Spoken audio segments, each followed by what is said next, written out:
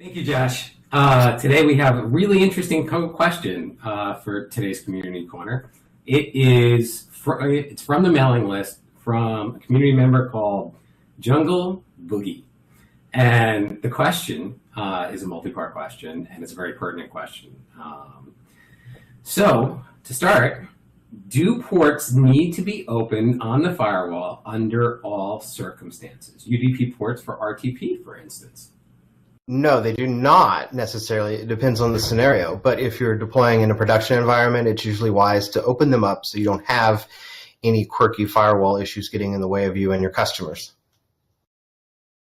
What about priming a firewall? We can send options across them on a regular basis. That's a profile config, right?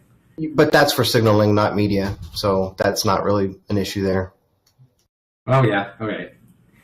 Okay, so the next part is there always a good idea to enable in SIP profiles internal.xml param name NAT options ping value true?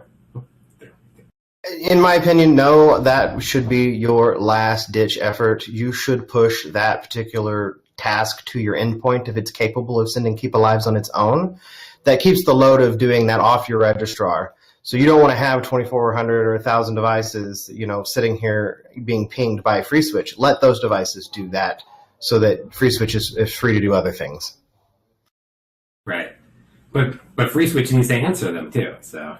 That is correct, but you don't want to have FreeSWITCH doing all of that and the retry processing and whatnot. So it's just lighter to make the endpoint do it. And is it recommended to have stun enabled in vars XML and set up the NAT options ping? It's not necessary. It depends on if you're using FreeSWITCH as a client or as a server. That's going to dictate that. I would recommend no, especially on a high volume, high production environment. Now, if it's your home system where you just got a few calls going through it, it may make sense if your IP changes or anything of that nature, but it's not necessary to do that. And then my SIP profile internal has the following params. Param name external RTP IP, value equals AutoNAT. Param name external SIP IP, value equals AutoNAT. Is this an improvement over what's in confluence of external RTP IP?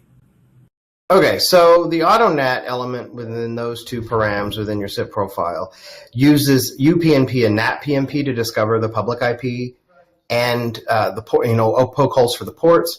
In a residential install behind your residential NAT, AutoNAT probably makes sense because it can automatically figure out your public IP, poke the holes in your firewall for you. It makes sense in those scenarios. In a production environment where you're running commercial traffic, those options do not make any sense at all. And then for the last segment of the question, if the endpoints are configured to connect using TCP, does any of this change what's above?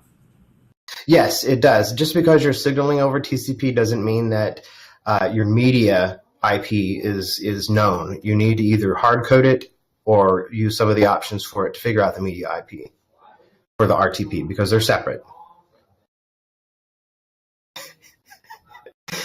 And in addition, I did a fairly involved video about NAT and FreeSWITCH, and we're going to link to that in the description below. It's very wise to go over that as well to get a more in-depth review of these options because I do demo a lot of this and go into some other options that are very important, especially when deploying NAT in either a small business or residential environment sitting behind a NAT.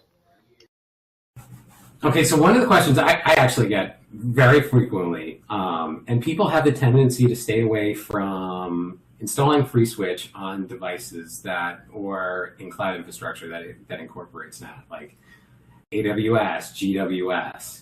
How do we what's a recommendation for the end user to utilize those services? Always set the external SIP IP and external RTP IP to your elastic or public IP that you've assigned to your compute infrastructure. In addition, open up the firewall ports for the RTP ranges, which you can find in switch.conf.xml. And you can lower those ranges if you want to limit your exposure. So you can actually lower the number of ports you have open there as well. Well, thank you, Brian. You're welcome.